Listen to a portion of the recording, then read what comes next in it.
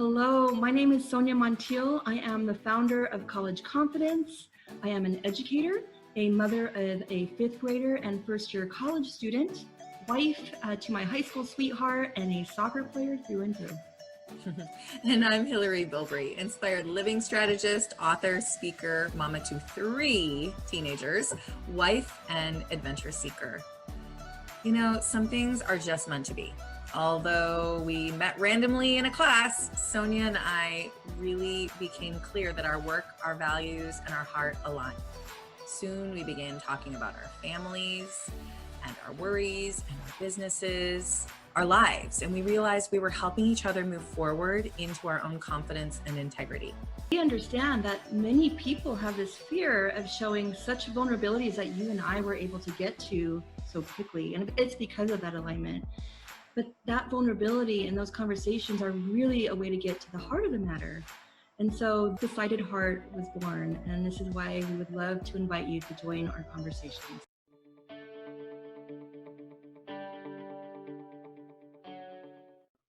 Welcome to another conversation with Decided Hearts. Hilary and Sonja here. We're having a little conversation today about identity. And really, it stems from our conversation that we had last week with the brilliant mommies that were willing to come on and talk to us in honor of Mother's Day. One of the themes we weren't expecting, but it actually, I don't know why we weren't expecting it, Sonja. I know. Right? But it really came out was the idea of identity, personal identity, especially with mothers, and how becoming a mom, oftentimes we lose ourselves little piece by piece. That was, and we found that not just with the mom of littles, but the mom of, you know, the single mom and the mom of older children as well. Was that not surprising to you, but was it interesting to you how that sort of became a theme? I was surprised when one of the mothers said, and it was the last mother, Yavi, who introduced herself and said, "My identity as a woman." And I was taken back by that, because I think I was taken back by that because I'm like, how come I haven't thought about that? And then it really triggered some questioning in my own life. So absolutely, I'm so glad. And that's why the village is so important, because it expands our perception of what's out there and our experiences and our questioning. So thankful. You're so right. That's why our village is important. And that's why authenticity and vulnerability are so important, because you have these open conversations and all of a sudden someone else says, "Me too." And you go, "Oh, I'm not crazy." You know? That too. And I mean, I can remember it really hit home with me, as you know, we've had this conversation before, that that identity is something I work on just in my business, but it's also something I've had to work on really hard with myself, because I had a traumatic event that really made me realize and reflect on how much I'd lost my identity and who I was, because it was so much tied into the labels. And I don't mean like Louis Vuitton, and I mean the labels like mother, the roles I was playing in my life, mother, teacher, spouse. But when things go wrong or change or shift in that, it really throws you off. And, you know, for me, I went from having one child that was born too early and ended up nearly, you know, he was in NICU and there were a lot of trauma involved in that, to less than 2 weeks later, my son Brack being in ICU for a month with burn injuries that nearly cost him his life the first night.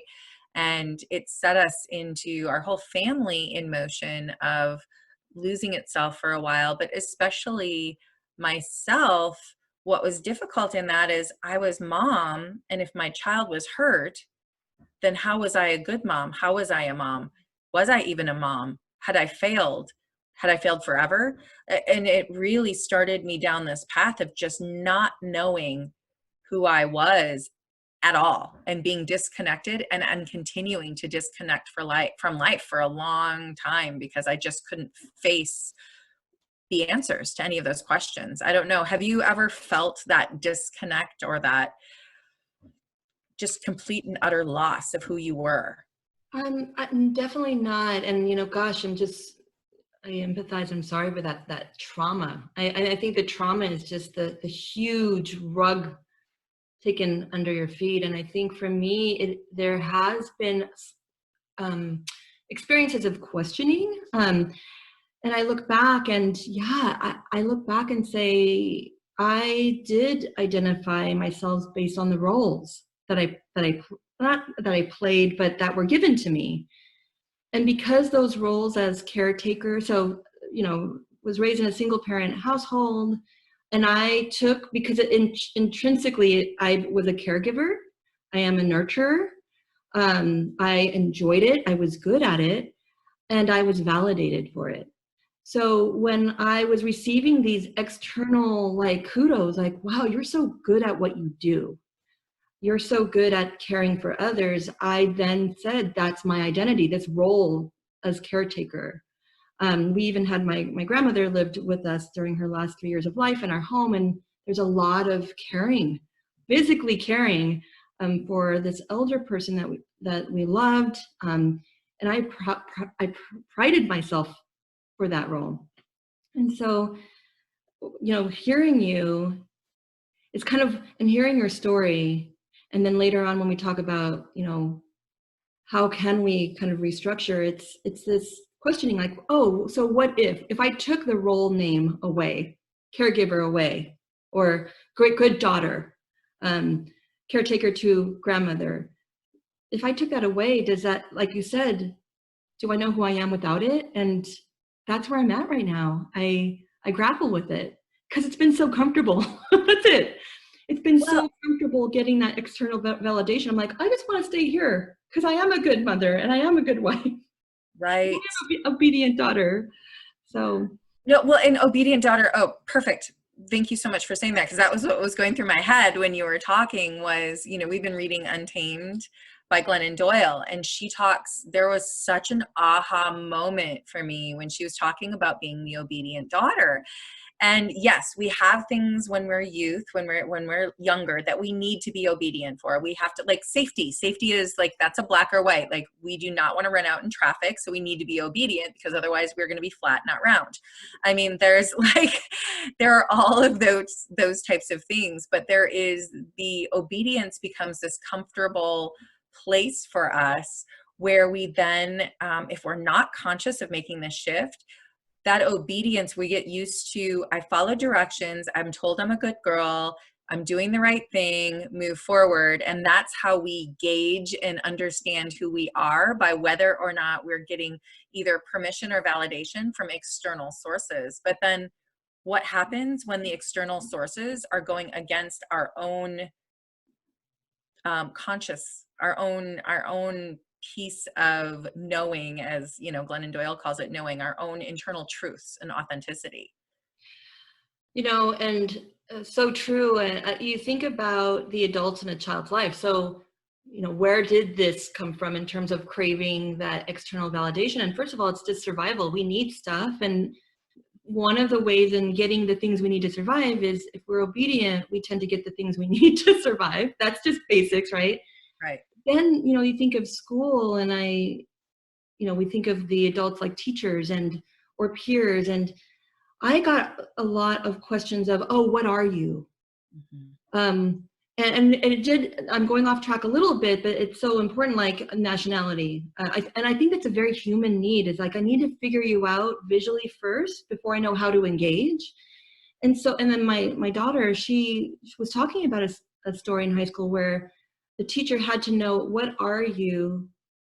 And, what languages do you speak? And that, for a young person to be like, oh, I need to know what I am, not who I am. And that starts early. And so I think there's a systematic way of developing our identity, of putting labels, because in order for me to have labels, and I can easily say labels, people will engage with me, and then I will find that sense of belonging and place. I think that is so true. And I think that the thing is we have it backwards, because we seem to develop that first. And sometimes we don't ever really take the time to develop the core piece, which is being seen on a heart level. I mean, that's one of the things I enjoy about you so much is, yes, I can look at you, which, by the way, we have a whole nother layer. I'm going to take a squirrel for a second, but we have a whole nother layer, because going through my head too is, you have a twin. Yeah. And talk about identity being wrapped up in that as well. That brings a whole nother layer. I think we'll have her on as a guest. So we Yeah. may bring that back around. People will be like, wait, who? Because the pronoun of we has dominated my life. I've rarely said I. So that, yeah, Yes. right, scrolling here. Oh my gosh. Yeah. So I mean, that I had that moment as you were talking, and I'm like, and how do you do that? How do you establish your identity within that?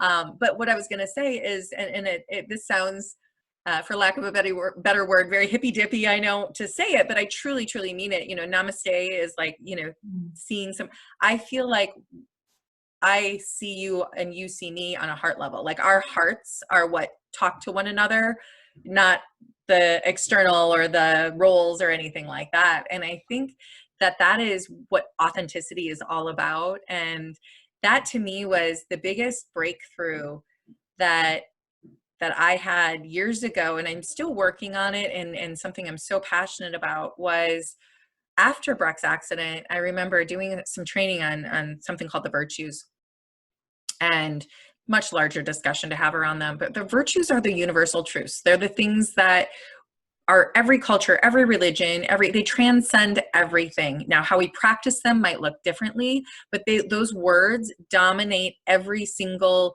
text, sacred text, culture, everything. You can find it repeating. And we all have them inside of us. We all do. And what we choose to identify through those helps us to be seen so much more on a heart level. So I have this moment where I was in a training. It was, again, not long after things had happened with Breck. And I was with a group of strangers, and we had maybe been working on virtues for, I mean, I don't know, maybe hours, but it goes pretty deep, pretty fast. I started having these strangers recognize and acknowledge me for my trustworthiness, my caring, my commitment to excellence. And they were seeing these things in me. And it was overwhelming, Sonja. And it was overwhelming because, to your point, and this is what made me think of it as you were talking, to your point, I feel it was this moment that I can go to almost 15, 16, 17 years ago now. I can see myself in the classroom. I can see where I'm sitting. I can see the people around me. And I remember this feeling in my heart of, oh my gosh, they're not seeing here. Mm. They're seeing here. And it was a truly light bulb. Oh my God, they see my heart. And if I can just get out of my own way, maybe that is what people are seeing. But sometimes I think we get in our own way, and we almost hide that from people, or we excuse it, or we get ashamed of it, or we're worried about being vulnerable. I don't know. Thoughts on that? Yeah, it's because I'm thinking about how conflicted I have been for so long, because I've been known. So with college counseling, working with teens and young adults, I developed this reputation to know the heart and the core of these teenagers and young adults. That's what I always get, that feedback, like, you know their heart, you know their core. And I celebrate that. But there's conflict there because because it feeds my identity as caring for, right? And it's validating, yet I've never done the work for myself. And so I know that you're going to talk about your virtues work, because it is so powerful in terms of listening to others, look here and not here. Gosh, what is it? There's a vulnerability to it, because you almost forgot that that's who you are, but then at the same time, you've always known. You've just Yes. never been recognized for it. Like for me to recognize that in myself, hugely powerful. And I'm in that, just honestly here, I'm still in transition. Yes. I'm still this kind of, oh, really? Like, how do I convert this? I'm right there, you know? So. Well, and I think we always are. If we're honest, we always are. And well, I'll kind of get a little more into it, but for me, one of my core identity pieces, my virtues, is integrity. And I've been saying that for years, but I'm still evolving in, oh, wait a minute. If I make a promise and I don't keep it, that's not integrity. Get that sucker in alignment, you know? And so I think that even once we identify we can identify who we want to be and who we are, but then it is a constant evolution in trying to make sure we're living up to that, because it's easy to get lazy in our character. It is. And it feels so much better when you aren't. But the important thing is going back to like what happened with Breck, or what you're talking about as well. When the picture of what it looks like to be a mother, let's just stay in that world for now and people can extrapolate, but when the picture of what, keeping your child safe, having your kid at home instead of going off to college, the empty nest, all of that, when the picture of motherhood changes, it can throw people for a loop if their primary identification is that. But you know what? When Breck was injured, when he goes to college next year, the caring that I bring to that, the sense of unity that I try to bring to my family, the sense of purposefulness in our connections, those core things, the integrity I bring to our relationships, the kindness, the generosity, all of the compassion, those pieces, all those are the virtues. That's who I am. And I get to take who I am and bring that to the role. And I get to bring that to a lot of roles. So when it shifts and changes, the rug doesn't go out from underneath me. That anchoring still happens in who I am as a person. Does that resonate? Absolutely. Well, here's the thing too. It's not where we have the identity crisis or that we have to change the identity. The identity has always been there. Yes. It's our language that we use. And this is the most powerful thing for me. I will say, absolutely, as my role as a mom, I've intuitively been doing that. And you've given me language in terms of my virtues that I can actually hear my inner coaching voice using those words. Not that I have to practice them, but I'm organically using those words. And it feels amazing. And to know that there are words that support virtue and sense of self rather than this external thing. I do wanted to say everything that you've just said is so critical, because my philosophy with college counseling and college admissions, and that I just refuse to accept the myth that teenagers are not supposed to get along with their parents. I do not know why so many of us accept that.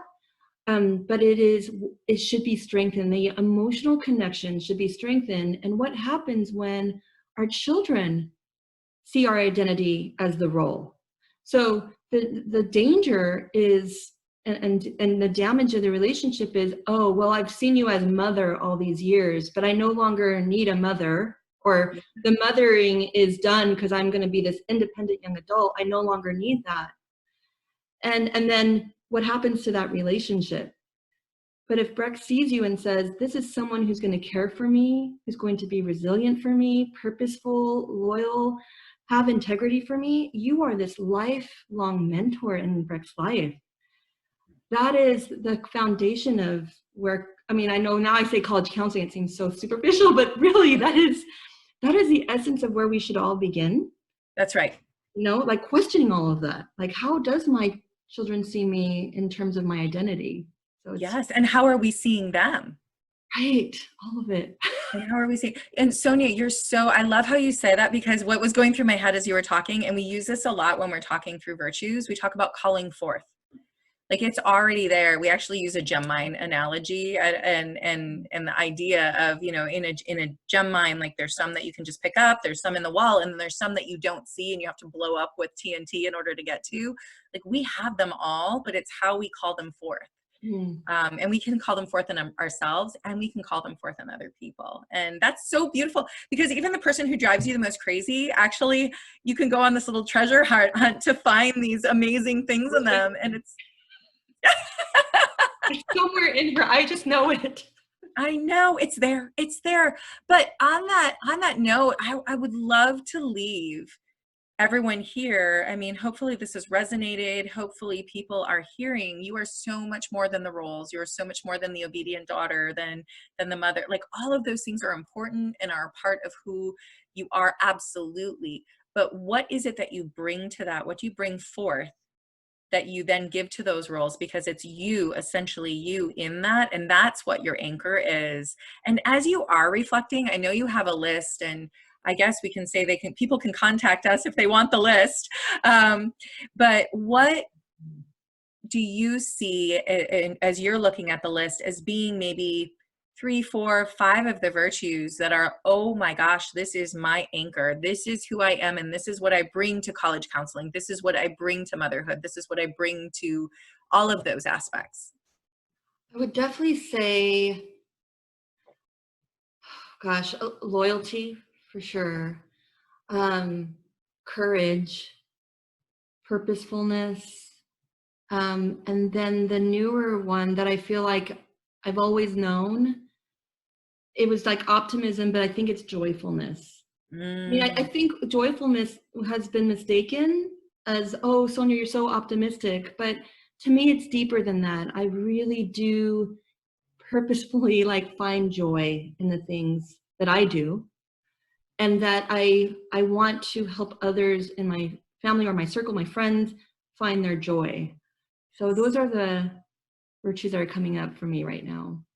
I love that. I have to, so joy is a hot button for me too. So I love that you brought that up. And the definition from the Book of Joy that the Desmond Tutu and the Dalai Lama kind of talk about is that happiness is sort of I'm happy. I'm happy in a moment. Sorry, I have a little hiccup there.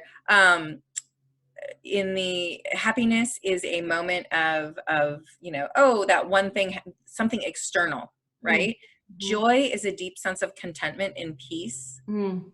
that comes from forgiveness, compassion, enlightenment, doing for others, generosity. So there are just those things that happen, and that way when your world does shake, you still have joy, you still have contentment. Yeah.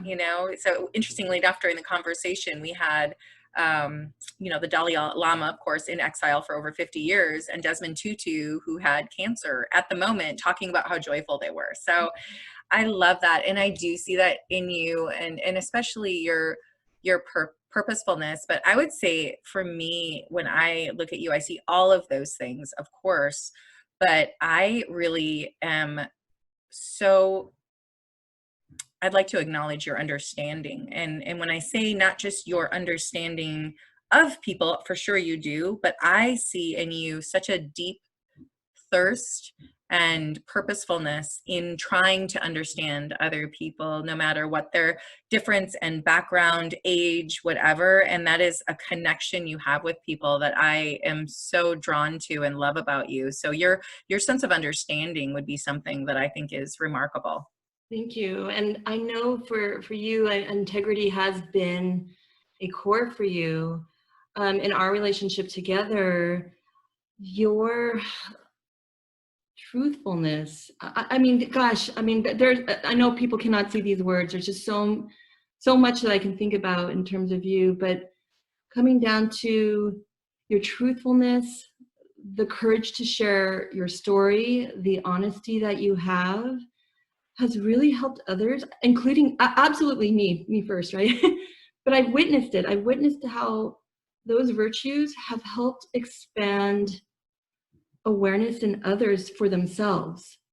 Like your good in the world through those virtues have really uplifted a sense of individual like awareness of who they are and what their place is and what their purpose is, where they come out thinking or believing really or working towards a sense of I am moving in a direction of betterment, towards joy. And to see that light come up within me and within the others, because I've attended your workshop, so I've seen the light bulb come up, is just so powerful. It's just amazing in terms of what you're doing. Oh gosh, thank you so much. I mean, I feel thank you so much. It's so hard, by the way, for people, anybody watching this process is amazing, but it is so uncomfortable at times. And saying thank you as a simple thank you, it is sometimes harder to receive when people are giving, but we have to learn to because taking that on, we also makes other people comfortable when we give it back to them. So thank you so much for saying that. And I think it is important. And if we can leave people here with any thought. I love what you said about the light. I think we all have to tune into the fact that we have these amazing virtues inside of us, that we have amazing light that can shine out into the world and create positivity, create joy, and tapping into that and anchoring into that is so important. So I would love to challenge our viewers to take a second to think about, and again, if they want the list from us, that's great, but really to tap into not what roles do I play, but who am I and what do I bring to the world, and how can I recognize and see others beyond the surface and to their heart level. That, and then, I mean, absolutely, that is what we want to leave with our viewers today. But if I just may, Hilary, it's those questions. It's like, yeah, I want that. I want, how do I do that? I think if you are wondering where to start, I'm just going to plug in Hilary's workshops, liveinspired.com. So it's going to be at the end and the beginning of our video, but truly, like in an hour and a half, you're going to have that starting point, because I grappled with it. I wanted it. I didn't know where to start. I didn't have the terminology or even how to give virtuous statements, rather than, oh my God, you look so pretty today. I love that. I love that font. Just that tool was like, oh, wow, I got to think deeper in giving virtue statements to others and then thinking about myself. So sorry, long-winded statement. No, I appreciate that. Well, thank you. But give yourself the credit. I mean, you do that through College Confidence. You really do. You really do that with the families. And I'm looking forward to the fact that together with College Confidence and hilarybilbrey.com, like the two of us can really hopefully merge those things together and help families. You have a personal identity, you have a family identity, and move forward feeling like, hey, we've got this, right? Things are going to happen. Things are going to rock our world, but we can come back to center because we're anchored and we know who that is and we're confident in that. So I appreciate that so much. And I appreciate you. Too. Such a great talk. I wish we could have this every morning. We could. I know. You know what? Depending on what happens, we may start with just morning conversations. We'll see. Maybe. We'll see. All right. I'll have a great day. Have a great day, Hilary. Thank you. You have a great day too, Sonja. Actually, I'm going on your masterclass next, so I'll hang out with you again in just a few minutes. So live inspired, everyone.